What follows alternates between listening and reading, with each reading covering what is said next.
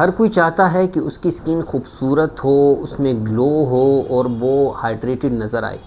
अच्छा, इस वक्त बहुत सारे हमें लोग नज़र आते हैं कि वो इसके लिए बड़े ही किस्म के महंगे हाइड्रा फेशियल और पीआरपी और मुख्तलिफ लेज़र और मुख्तलिफ़ किस्म के महंगे तरीन इलाज करवाते हैं, जो कि वक्ती तौर पे यकीनन उनको फ़ायदा देते हैं, लेकिन उसके बाद उनकी स्किन दोबारा से डल होने लग जाती है।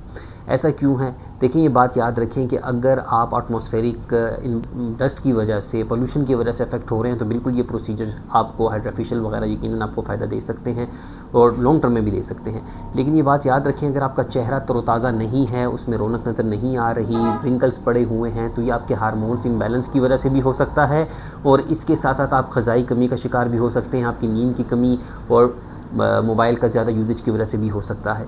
ठीक है, तो कोशिश करें कि उसकी काज़ को ठीक करें, वजह को ठीक करें, आप सेहतमंद रहें। और इस किस्म के इलाज मुआलजे में हिजामा थेरापी और होम्योपैथी बेहतरीन नताइज रखती है। आप